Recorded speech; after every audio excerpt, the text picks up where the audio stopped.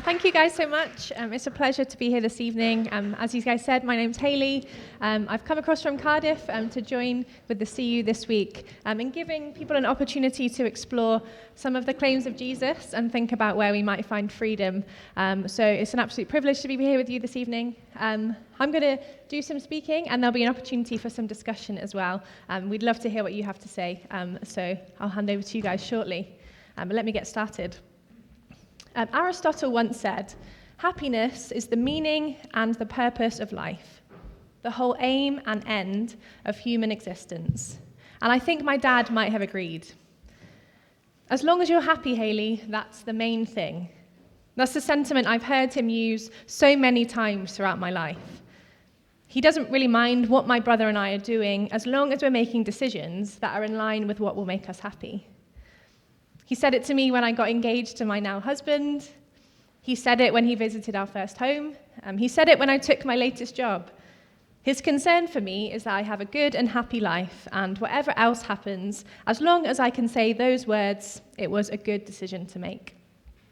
I wonder if you share this desire. If you were to think about it, what is the goal of your life? I think most of us, in some way or another, are living life to gain as much enjoyment from it as possible. We live our lives by the slogan YOLO and throw ourselves at experiences, relationships, jobs, and opportunities that will help us squeeze every last moment of happiness from it. We read books about being happier. We change our diets and exercise more. We spend less time on our phones. We travel the world.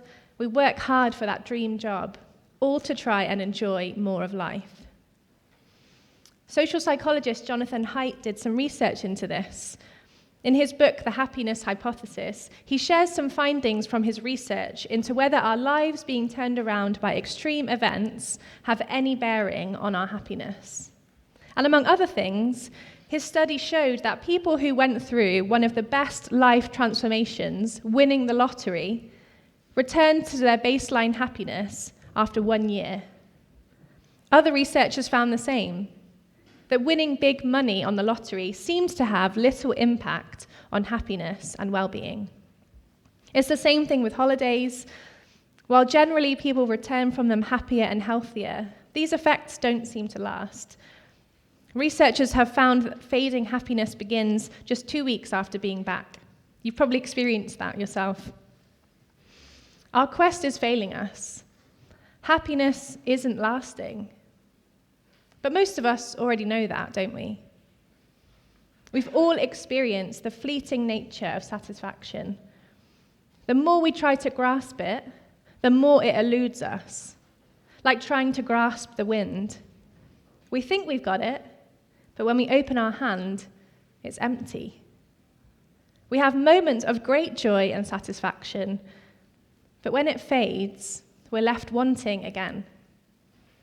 And actually, far from leaving us in a neutral state, when that feeling fades, it often gives way to deeper, sometimes darker emotions.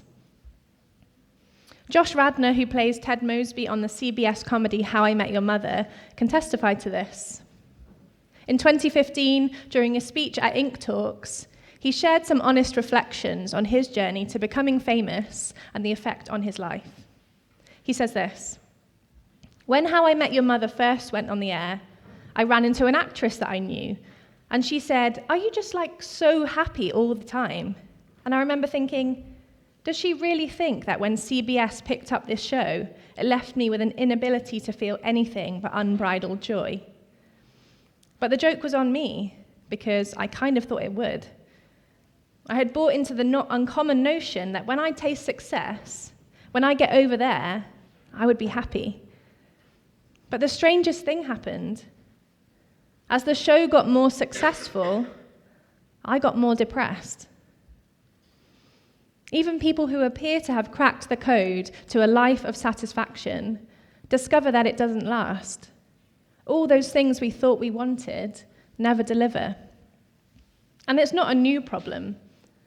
It's been there through the ages. Every generation has gone about it differently, but all of us are searching for the same thing, something that lasts. According to the French philosopher Voltaire, it's not that our search for happiness and satisfaction is wrong, it's that we're looking in the wrong places. We all look for happiness, but without knowing where to find it, like drunkards who look for their house, knowing dimly that they have one. Voltaire understands that looking for happiness in itself is not wrong, but he recognizes that the places we're looking aren't providing because they're not meant to. We're trying all manner of different options, from holidays to success to fitness, hoping that we will finally find the door that our key unlocks, hoping that finally we'll crack the code and find lasting satisfaction on the other side. But like the drunkard stumbling through the streets, trying his key in every lock on the way, we look for happiness in things that could either never give it or could only temporarily provide. We try to make ourselves happy with more money, more sex, better bodies, greater experiences, all the while looking for the one thing that might last. But each of us recognizes that there is a hole that we can't seem to fill, a longing that won't be silenced no matter how hard we try. So perhaps rather than trying to silence the craving and ceasing our search, we should be looking for the door that our key unlocks, the thing that could satisfy us eternally. Maybe, rather than being a waste of our time or doors that we shouldn't go through, these temporary happinesses are pointing us to something else. Maybe the hunger is helping us seek out the food that will last. I wonder what you think of that. Why not turn into some groups on your tables and have a chat through some of these questions? They should come up behind me. What's the most fulfilling experience you've ever had, and why? Do you think that lasting fulfillment is possible? And if so, where do you think we can find it? And what do you think our unquenchable desires teach us about ourselves? I'll give you a few moments to chat about that in your tables.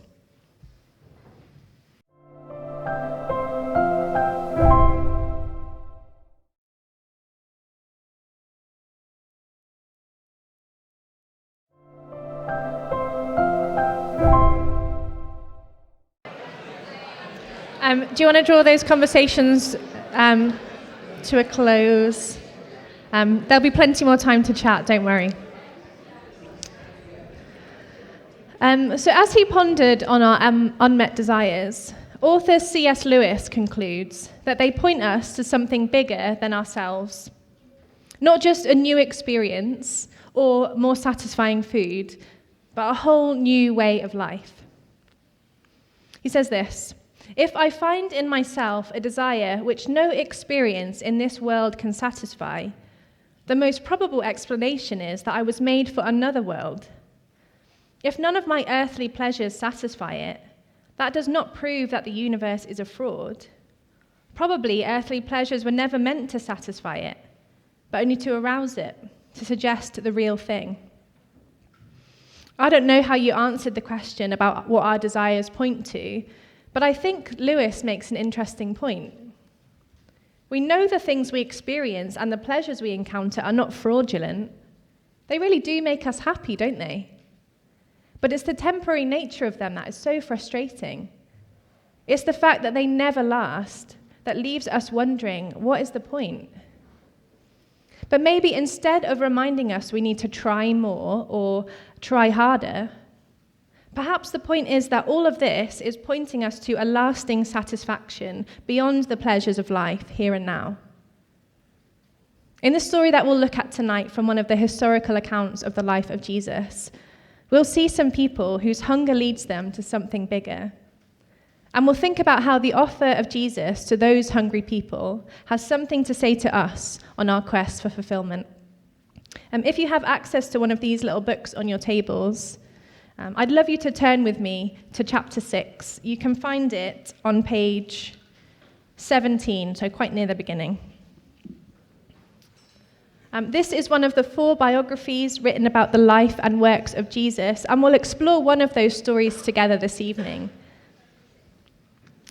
At the beginning of chapter 6 of John, we're presented with a familiar story. It might be familiar because we may have heard it before, but it's also familiar because it recalls all of our human experience. A crowd of over 5,000 men, not counting women and children, are coming towards Jesus to hear him speak. And there's no food for them, and they're all really hungry after a long day. So instead of encouraging them to go home, Jesus asks his friends where they might buy food. With nowhere to go, they scramble around the crowd and they find a boy with 5 small loaves of bread and 2 small fish. But with such a large crowd, Jesus' friends wonder, how many people is that going to realistically feed? How could all those people be filled by a portion barely enough for a small family? But this is no issue for Jesus. He performs a miracle with those 5 loaves of bread and 2 fish. He turns that small portion into enough to feed the masses that gathered there. Not only are the people satisfied beyond their need, but there's so much left over that there are still 12 baskets of bread at the end. What a miracle! The people are satisfied, and Jesus goes away for a while for some quiet space on a mountain. But this is where the story starts to feel very familiar. The satisfaction only lasts a while. You can imagine the buzz initially, can't you? These hungry people, full to the point that they can't eat any more bread.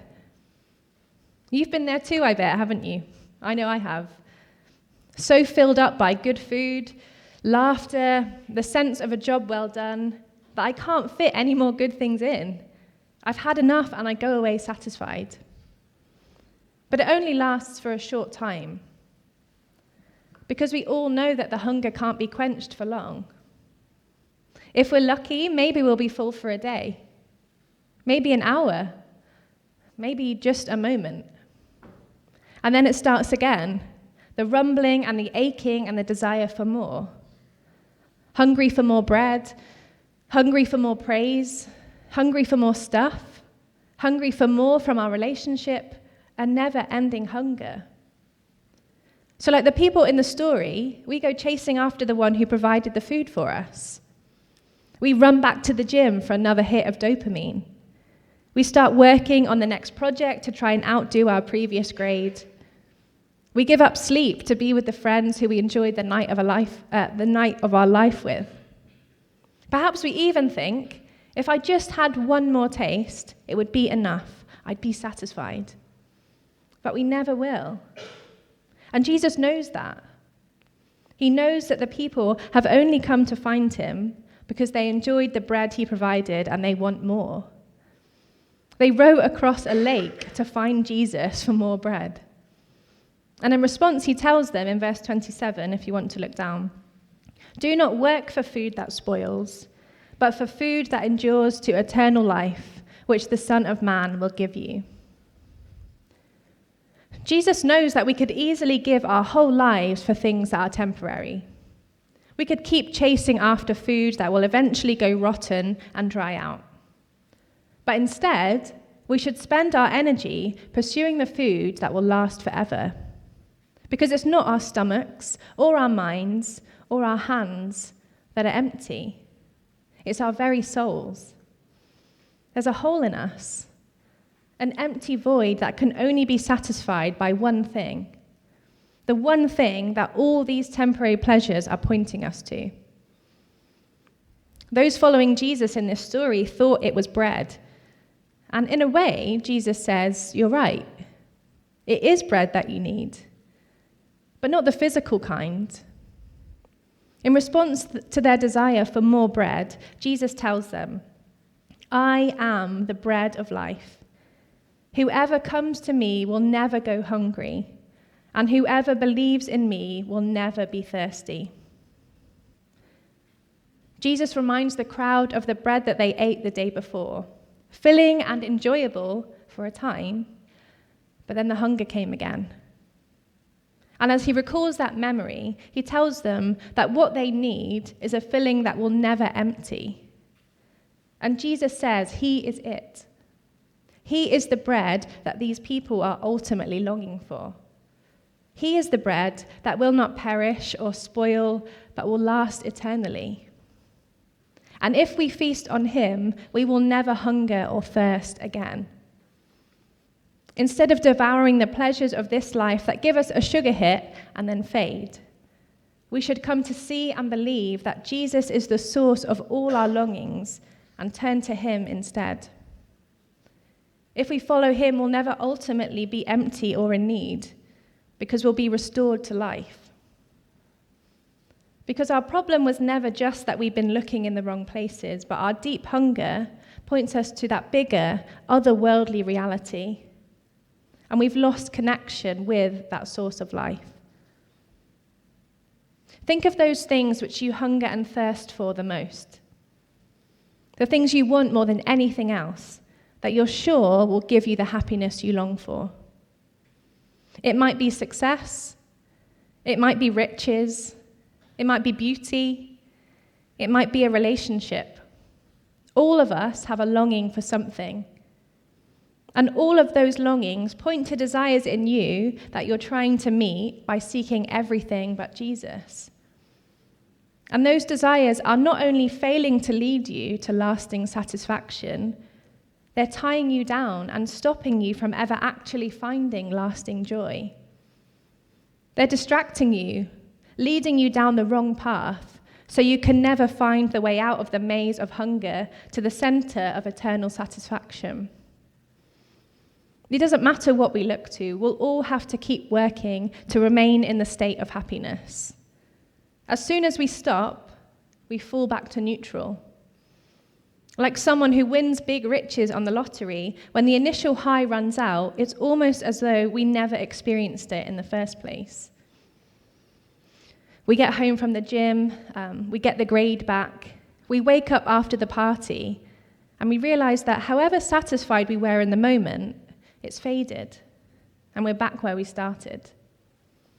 Or worse, like Josh Radnor, we keep pursuing happiness, and in return, we get sadness, as we're taunted by its fleeting nature and left feeling empty. None of the joys of this life last long enough to fill the void of our hunger. And they continue to take from us in order to supply our happiness, but never actually give back what they promise. We sell all we have to find the bread that will last, and it never does. When we look for what only God can give us anywhere else, we give away ourselves to things that will ultimately harm us. And when our hunger grows for those things, not for the right thing, we deny God's ability to fulfill us, turning away from him and making our own path to happiness, only to find it ends in sadness. It's what the Bible calls sin, turning away from God to our own way. That's what we do when we turn to other things. And that's why we're always left empty, because they promise so much, but can never deliver. But when we trust in Jesus as the true source of all our longings, and the one who can set us free from the ones that enslave us, we will be free from the chase of temporary happiness and filled up instead with a deep fulfillment that will never fade. A right relationship with him will fill us eternally, not just with happiness, but with a steady and lasting joy. And we'll be filled so completely that we won't ever hunger or thirst again. Let me read you some words from American poet and writer Jackie Hill Perry. She puts this so vividly. Bread is not a light thing to eat, if it's made rightly, of course. It's heavy, dense, glutinous, and easy to stretch. Give a family bread, and you've given them a food that will fill the belly quick. Once it's consumed, the stomach left with no room in it. The body is satisfied to the point that it can see another piece of bread, or meal, or money, or sexual temptation, or opportunity for the ego, and not confuse want with need. To be satisfied is to be full. To be full is to mean that there is no more room for anything else. That's the bread that Jesus gives. one that fills us eternally and completely, so we can look to the temporary pleasures of this world and know that we don't need them to satisfy and make us happy. The longing of our hungry souls will be met, and the thirst will be quenched, because we'll have what we always longed for, but not realized we needed. A relationship with our Creator and a peace in our souls that don't need to strive to be filled anymore. So I'd love for you guys to think about this again on your tables. Here's the next set of questions. Chat away. I'll call you back in a few moments.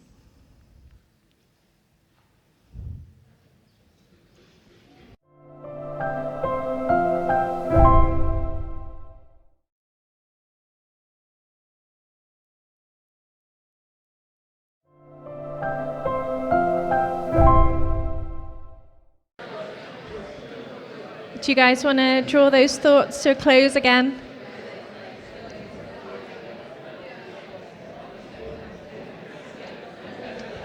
We'll have a bit more time to discuss in a few more minutes, so hold those thoughts. What Jesus was doing was never about literal bread. That was only ever a reminder to the people of a greater need. A bit like how our longings point us forward to our greatest need too. What Jesus has been saying all along is that he has come to satisfy the deepest longings of the human soul. He has come to bring life to those who are dead and unable to know lasting happiness. He has come to make a way back for those who have turned away from God, the source of life, and turned to other places that can never give them what they're longing for. He is the bread sent from heaven by God to give life. And that bread that he was referring to is his own body that he will give for the life of the world. Jesus' body was broken and used up so that we can be filled forever. A few days after the encounter in the story that we've looked at with those crowds on a grassy hill, Jesus had a meal with his followers and friends. And at that meal, he also took bread. He thanked God for it, and he broke it to share among those who were there. But this time, it wasn't to fill hungry bellies. It was a symbol of what Jesus would do to restore longing souls. Just like that bread was torn apart, so would his body be. As he holds up the bread, he says to those who follow him, "Think of this bread as my body that I will give up for you." And moments later, he is led to a cross to die. Just like he provided life for hungry people by breaking bread on a hill, he provides life for empty people by being broken in a body on a cross. And he does this because he knows that bread will never be enough. Our longing for happiness and satisfaction is stemming from a missing link with our Creator, the one who knows our needs and can satisfy those cravings forever. As Jesus bears the consequences for our pursuit of happiness in all the wrong places, he makes it possible for us to come to the source of life itself, to be filled up and never hunger again. And as he's raised from the dead, he invites us to also be brought back to life, to be released from our enslavement to temporary pleasures, to break the cycle that leads us to keep chasing after things that won't last, to take away the yearning hunger for more that exists in everything and everyone that lives in this world.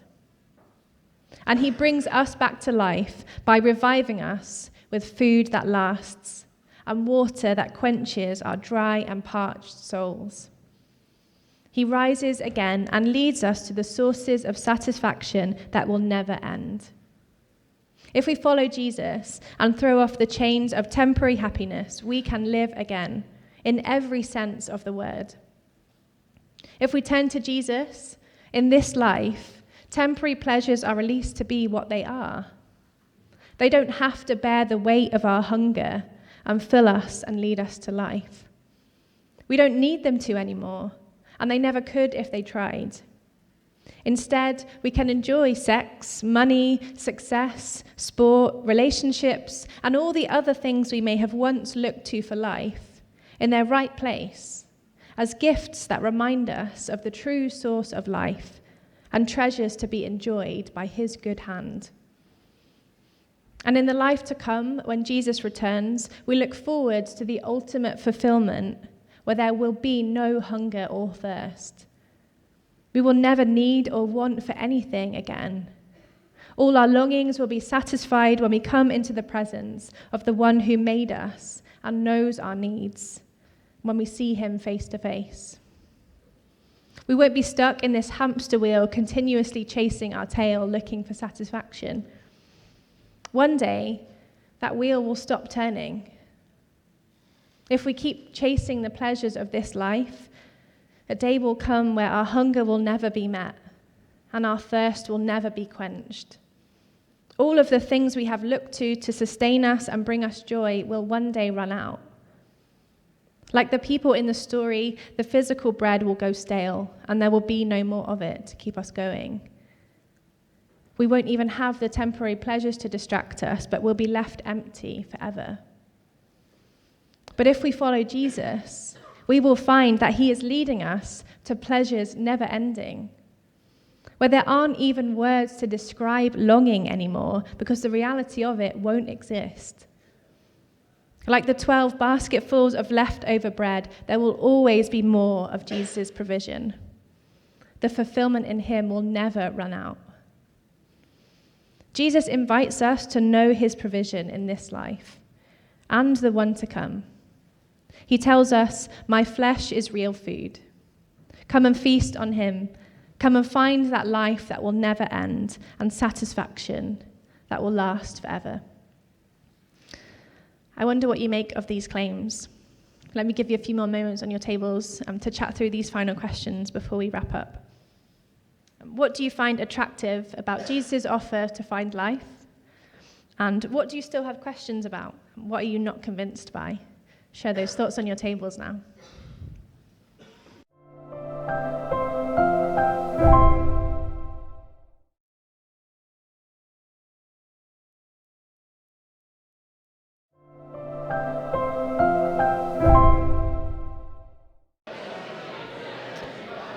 Great. Should we just draw those thoughts to an end just for one final time?